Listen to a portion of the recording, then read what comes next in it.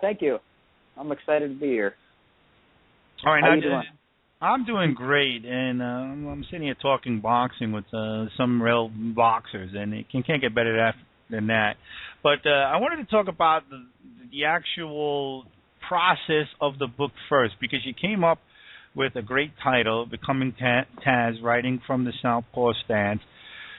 What was behind the title? Was that all you? And if so, what was describe the process of the idea for the book, the actual writing of the book, how you got the book out there.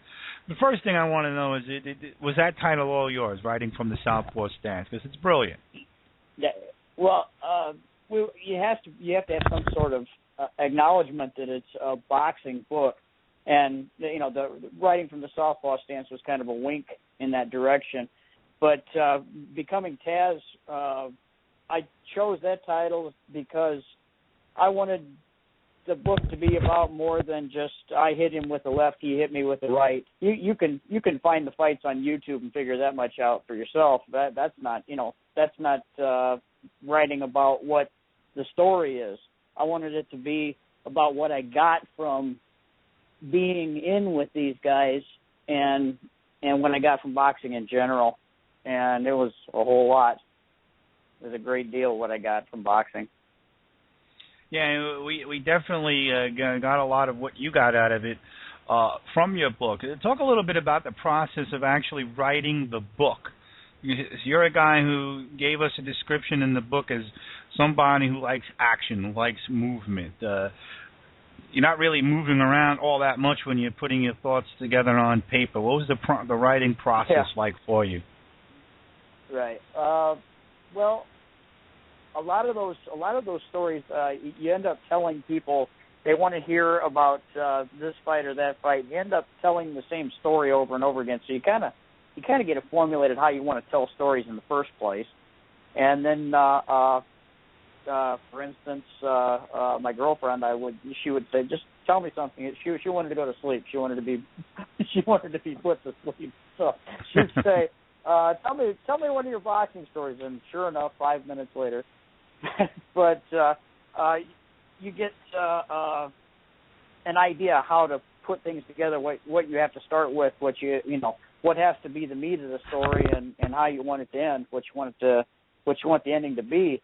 The other thing that made me want to start writing these stories down is, as I mentioned in the foreword of the book, my best friend's mother died of Alzheimer's at around 2000, and it was rough watching that. And when you see somebody lose everything about themselves, suddenly you get this feeling, I need to preserve this. I don't know what I don't know what the future holds. As far as the process, I got a lot of help out of my publisher, Phil Rice, encouraging me to make the stories richer, put some more detail in. We didn't want to go crazy with things that really had nothing to do with it, but we wanted more of the experience as a whole instead of just the fight itself, And I tried to touch on those things, the fight with Greg Hagen, what it was like coming back after, you lose the first real time that I really lost. I had one loss going into that, but it was judged by three blind mice. So you can't, I wasn't really concerned about losing that fight, and I got that fight back very early on.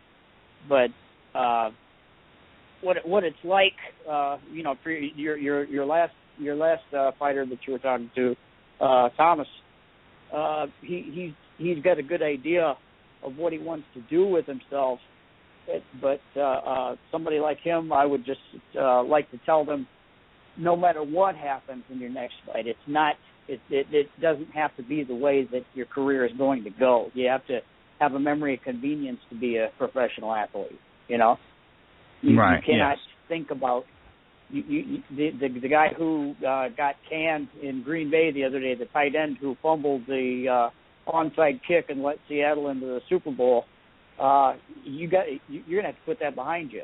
No matter how bad you screwed up in front of the entire country, you've got to figure out a way to completely be focused in on the next thing, the next round, the next punch, the next fight.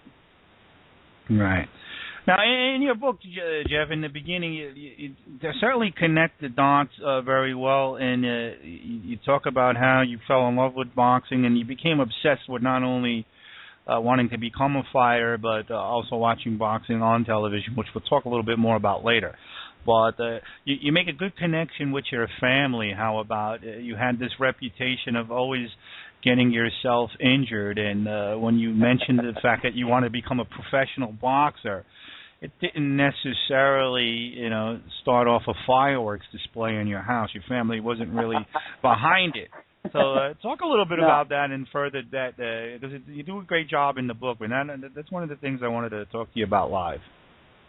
Well, like your last interview, I came from it sounds like pretty much the same type of family that Cornflake did. It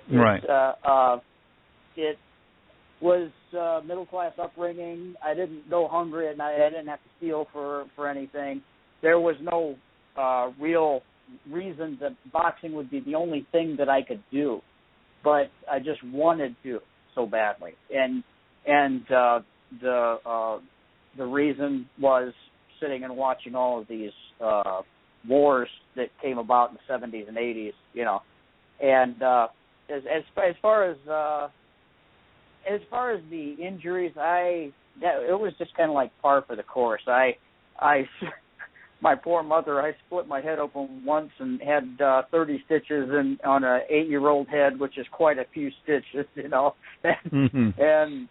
it was par for the course. And when I had kids, I went to her and said, how did you do that? Because I have no idea. I go to pieces if they're sick, I have no idea how they could, how my parents could deal with the idea that this is their flesh and blood sitting there on television in front of them getting beat up, But, right. It takes stronger people than myself, I guess. And now we'll talk a little bit about some of the fights you describe in the book. We won't cover everything because we want people to read the book who haven't.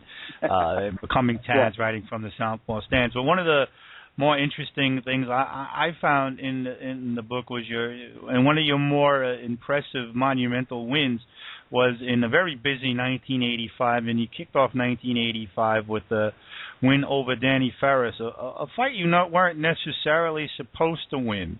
And you do a good job in the book of describing all of that. And you stopped Ferris in 5. Was that, in your opinion, your finest evening in terms of putting it all together in the ring and stopping a guy who was considered to be a guy who was supposed to beat you?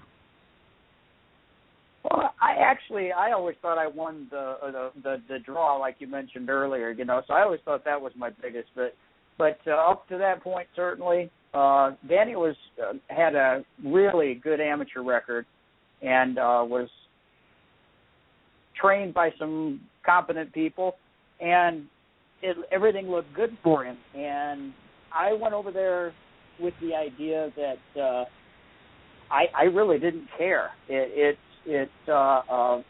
was necessary for me to go take this guy out, and like your last interview, it's business, And right. I had one of those nights where you could do nothing wrong, and it doesn't matter if you're talking about bowling or baseball or whatever you're talking about.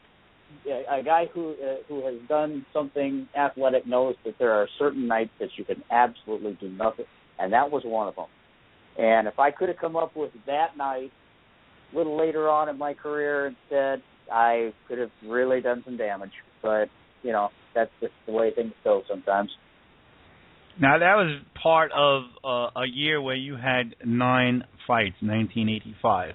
And in that span, you kicked it off with the big win over Ferris, and you ended it in succession against Greg Hagen, Vinny Pazienza, and Julio Cesar Chavez. And, that's 3 fights in a row against, that's a tough deal for anybody. And you also had some injuries to deal with in that fight. And I'm sure you've had or everybody asks you any questions, and every question's about the 3 different fighters and all that.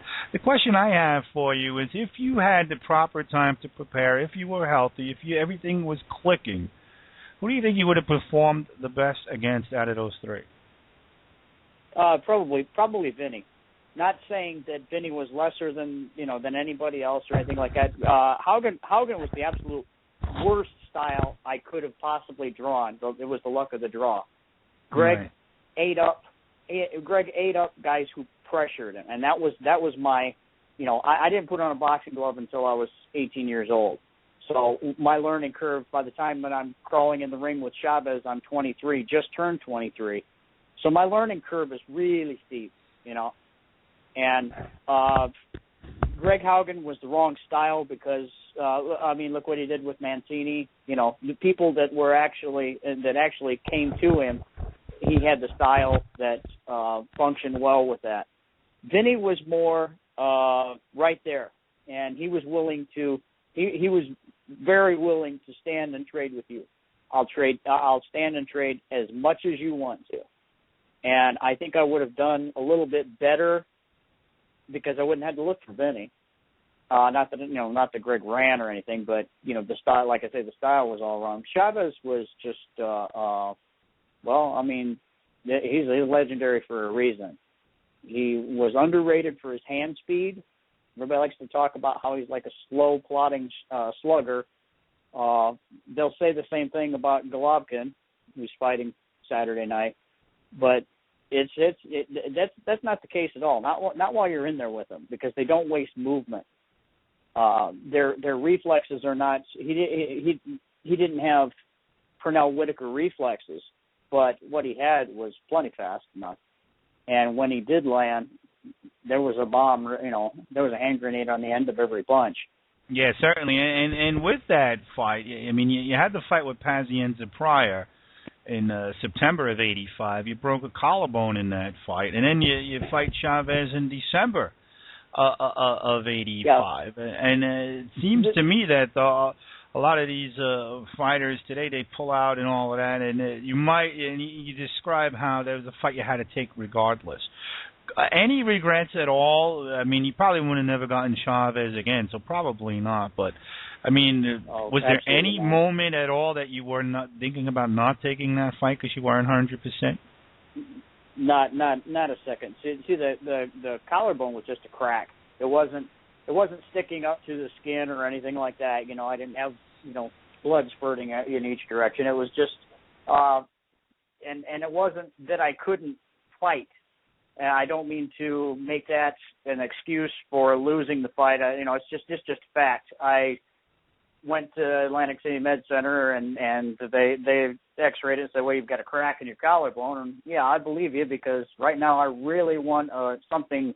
I really want something to alleviate the pain, because once I was out of the ring and the adrenaline surge and everything like that, that was pretty bad. But as far as incapacitating me, it didn't do that.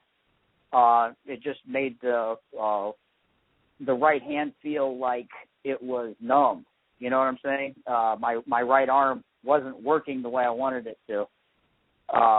As far as how it affected, it had no effect at all on the Chavez fight. The bout with Vinny was September 18th. And the Chavez fight was December 19th. So, you're talking about 3 full months, and it didn't have anything detrimental to my training or anything like that. It was a crack. It probably healed up within 2 weeks. I don't know. I'm not a doctor. I don't know how fast bones knit, but it didn't have to be a full length recovery thing.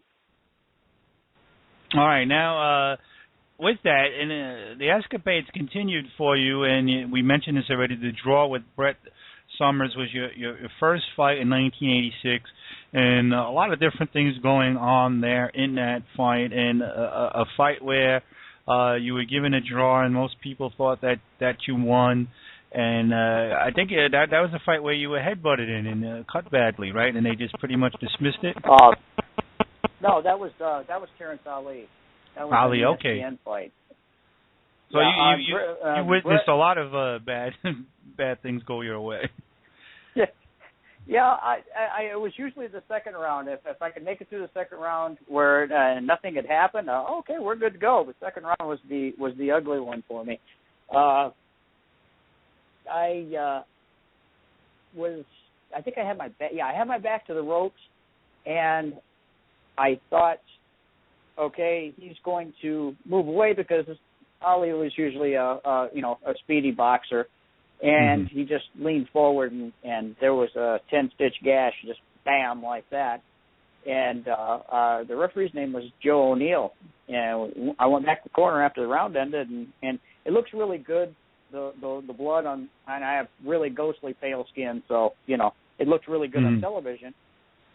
And Joe O'Neill came over and, looking things over, and as long as he's standing there, I'm gonna make my case, while they're dealing with the cut. I said, Joe, it was a headbutt. He said, yeah, it was an accident. I thought, okay. All right, well, yeah, I know it was an accident. He didn't grab me by both ears, Joe, It was an accident, right. But it doesn't really matter. If it's a headbutt and you saw it, then, needs to be treated like I'm a real live contender as well, But yeah, I mean, an accidental punch fight was supposed to go to the cards. You lose it on a TKO. Just one of the trials and tribulations that you talked about, and in this book, you talked about a lot is what we call life as the B side or the B fighter, not really getting the great accommodations, and you witnessed that a lot. I mean, that's certainly something that goes on in boxing still today. What were some of the more horrific stories that you could share with us about being a B-side fighter? Oh, let's see. There was a fight in it was in Kentucky. What was the name of the town? It was on the southern edge of Kentucky, almost on the Tennessee border, and our dressing room, all the fighters were in the same dressing room, and that's not because you're not gonna start a fist fight before you get paid for. So, but there's a little bit of tension there, and then the room was filled with chairs, so you had to try and get dressed underneath or in between, or it was basically a closet for their chairs. And we had 14 or 15 different guys in there, plus the whiskey was in there too, which might have been helpful, after the fight, but not before. Right. Let's see. There was the Armory I talk about in the book. There was a fight at the Armory in Springfield, Missouri, where there was a full-scale riot. Which was fueled by Budweiser, and chairs thrown and beer, lots of beer thrown too. But the atmosphere of these smaller club shows is much more wild, much more wide open than of course you have with the casinos and things like that. You have security and that usually discourages people from getting too wild, but not at the club shows. They call them club shows. You go there with an opponent in mind. 9 out of 10 times I went there with the name of somebody that I was supposed to fight, and it's nowhere near. That was my pro debut. I was supposed to fight a guy named Mike Bell from Omaha, and I get there and there's nobody there by that name. So. Fortunately, somebody stepped up. Pete Pogorski of Chicago, who's now a world-class referee, was my first fight. Very good referee, by the way. Much bigger guy than you, right? I think you said that in the book. He was a little heavier. He was a little heavier, but that was fine. I just wanted a fight. Just get me a fight. I don't care. I don't care if it's Godzilla on loan from Tokyo. I want a fight. And fortunately, they were able to come up with it for me. And another thing you touch upon in your book is how you never really paid attention or cared about your paydays. You loved boxing so much you didn't care as much about the money, and you probably could have gotten a lot more and all of that. Now, does it drive you crazy, Jeff, when you hear guys haggling over No. a couple $1 million here and there today? I mean, no, I understand it.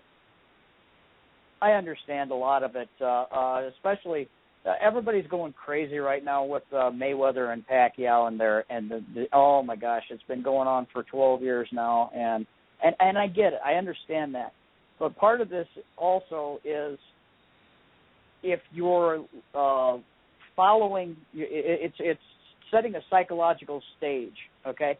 If Floyd, if Manny allows himself to be dictated to by Floyd in the negotiations, he is taking the first step to allowing himself to be dictated to in the fight.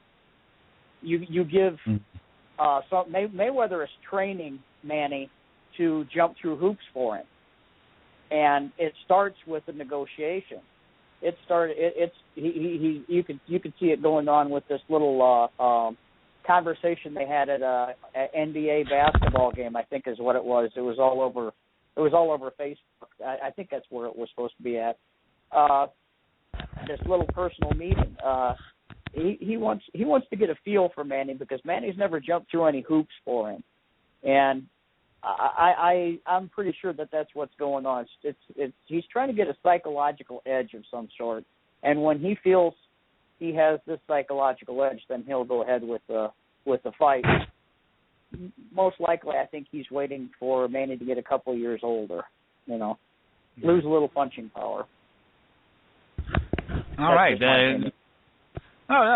Certainly understandable, and it's a good insight. Something I certainly didn't think of, and makes a lot of sense.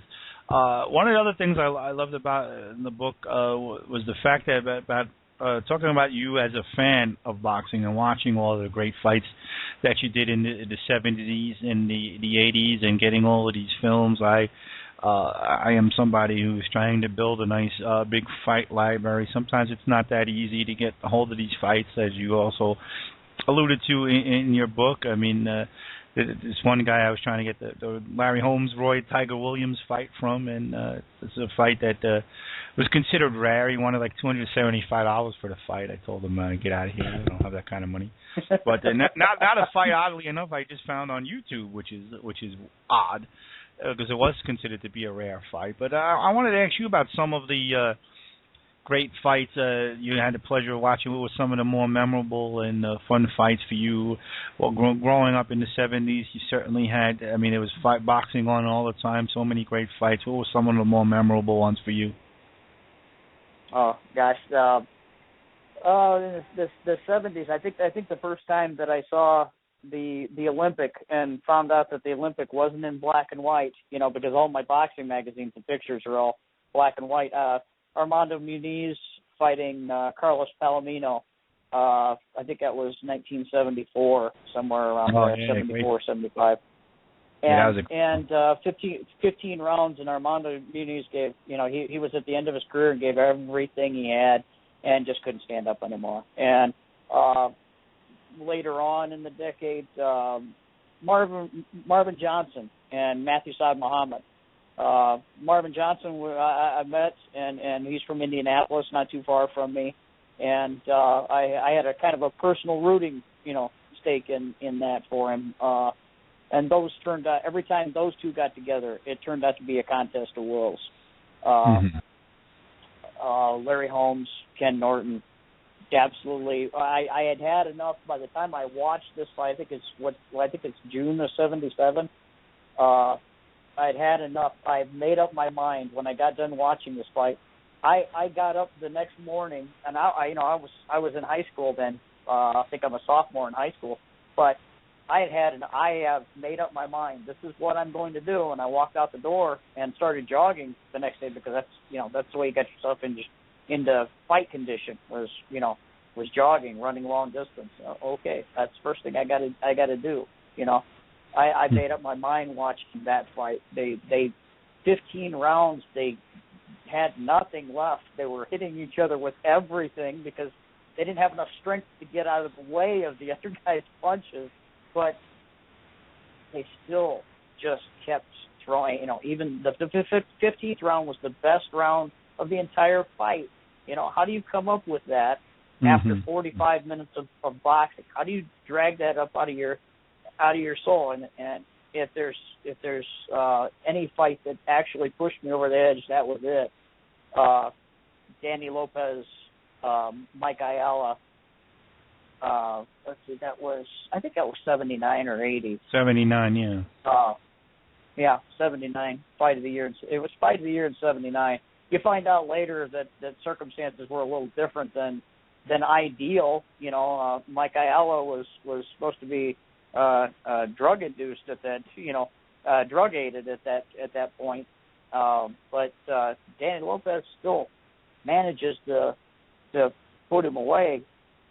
Just watch these guys give pieces of themselves. They left pieces of themselves on the screen for you to watch. Yeah, I don't see. Maybe it's just my pride in my generation, I guess you could say, but I'm not sure I see that as much. There have been some really great shows of courage recently. Lucas Matisse and John Molina come to mind. Molina could have put him away. Matisse could have folded very easily. He found something. He latched onto something that kept him in that fight, and he came out on top. It's not every day that you get to see a Gaddy Ward type of life and death struggle, but when you do, you just never forget it. And I always wanted to be the one who came up with one of those that everybody got to see. I wanted to be part of that, and that was more than the money. That was more than pretty much anything. It was the way that I wanted to feel about myself. Money's nice, can't buy your dignity. Definitely, yeah. I mean, all great story, a lot of great fights out there. If you had to narrow it down to three, though, Jeff, who your three favorite fighters or boxers of all time? And then there were three, and I know there's probably so many you can name, but who are your top three if you can name them? Yeah. People that I just would probably fall apart just meeting now. Danny Lopez was just, the way that he had to, it seemed like he had to get woke up by getting knocked down. As long as the other guy didn't knock him down, he was kind of, iffy whether he was going to win this thing. But once he got shook up, you were in trouble. Excuse me. Roberto Duran. The intensity alone won him more fights. Just the, I think it was Joe Frazier said he looked like Charles Manson. Just the absolute crazed look in his eye that he was really enjoying himself. He was a part-time axe murderer who just put on boxing gloves. He really enjoyed doing this. I love that.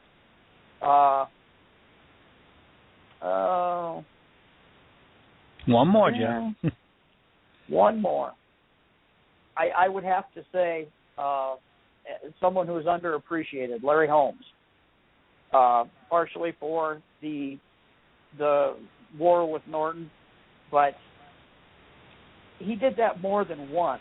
Mike Weaver pushed him to the limit. He wasn't he didn't take Weaver as seriously as he should have, and he was really extended. And he had almost nothing left when he threw that uppercut in that 12th round and dropped Weaver. If you look at the picture, his arms are hanging by his side like he can't even pick them back up. There was something really special about Larry Holmes, that the guy could drag things up out of himself that most people haven't done once in their life. Second Shavers fight as well. Sure. Yeah. Climbed off the floor, had to be wobbly, had to be. I've never been down like that. So I've been down. Don't get me wrong, but not like that. He had to. He had to want it really bad, and someone who has that kind of inner determination that they're just going to keep coming. Gosh, you just can't beat that. Can't buy it. Yeah, definitely. Definitely.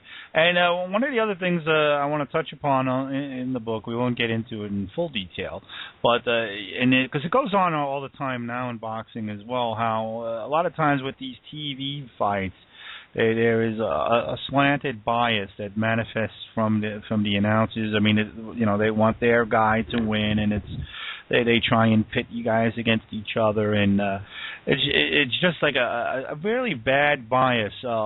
The TV fighter, so to speak, the cash cow. And now that we see boxing that's going to resurface again on the networks and all of that, how do you think something like that can improve, or do you think it'll always be there? To an extent, it's always going to be there because the crowd, the audience, they're going to want someone that they identify with. It's as old as immigration. As long as we've had the country and stole it from the Indians fair and square,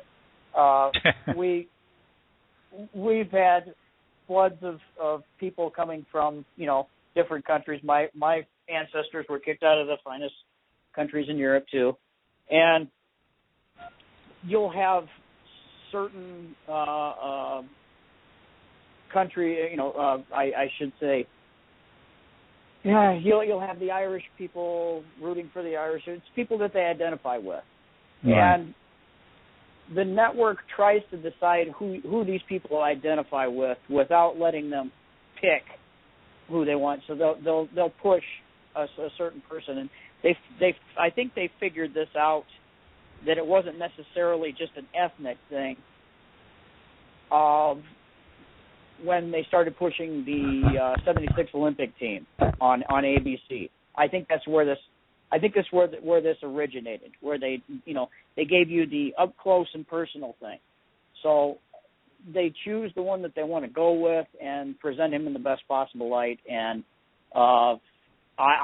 I've been accused of less than gentlemanly tactics in television fights, but if you were watching it with an unbiased eye, it was give and take. I'm right. I'm not just going to sit there and let myself be worked over outside of the rules. I told a friend last night, if you're going to bend the rules, then I'm going to snap them like a toothpick. It's not a right. case of this is like the guy said earlier. This is my living. This is what I'm doing, and I think what we could do is ask for, I wouldn't say equal coverage. It's not political. It's not a political debate. Equal coverage. But I'm saying, I think networks should let the guy who's fighting, let his style, let his courage, let his ability speak for itself. And then after the fight, if you want to pick a favorite and talk him up, that's fine and everything. But not beforehand. But sometimes it also carries over during the telecast, Jeff, as you know. I mean, we'll have certain announcers that they'll see things in a very obscure way because everything is in favor of the guy that they're pushing. And, that's where really, because, a lot of fans are watching the fight depending on the announcers to give them an honest account of what's happening, and we don't always get that. You talk about it in your book how you have been dirtied by some of the more prominent and respected broadcasters, and I'll save that for people to read. We won't tell them on the show.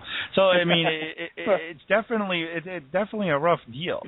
And one of the things I can't stand now is that, and not only that, now you have to deal with, especially if you're watching HBO, all these CompuBox numbers they try and shove down your throat, which I think is a total waste of time.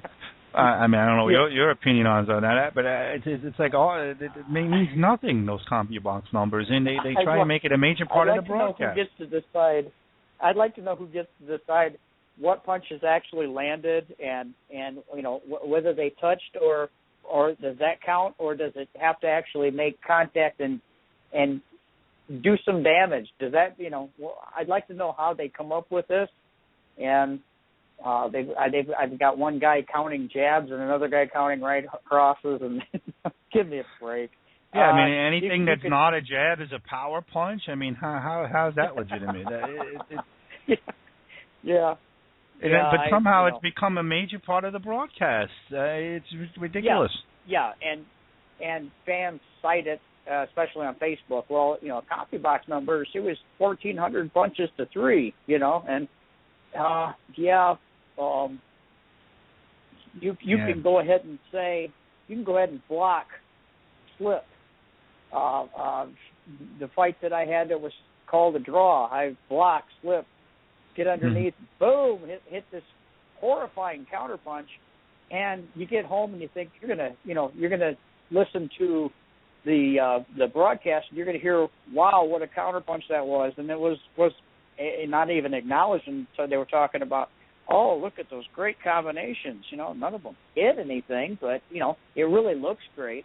So if you're talking about shadow boxing, I got beat every fight because I didn't look pretty at all. But if you talking about stuff that lands and stuff that makes the world hum and spin around a couple of times, I was in on that. Yeah, I mean, it's certainly unbelievable. But before I let you go, Jeff, I did want to ask you one last question, because you are a passionate boxing fan and you did this thing for a living, had this great career. You've been through it all. You fought in an era where you had to weigh in at the same day of the fight. A lot of different changes has been made since you've retired. And a lot of changes were made, I assume, during your fight career as well. What are some of the things that you think changed for the better in the sport, and what are some of the things you would like to change if you had a sing in it? Well, you hit on the first thing I would change. The weigh-ins would go back to the same day, because you're getting middleweights that are cutting huge amounts of water off of themselves to make it down to lightweight. And a guy who walks around at 165 pounds, not heavy at 100, but a guy who walks around normally at 160 pounds shouldn't be fighting at 130, 125. It's dangerous for their health.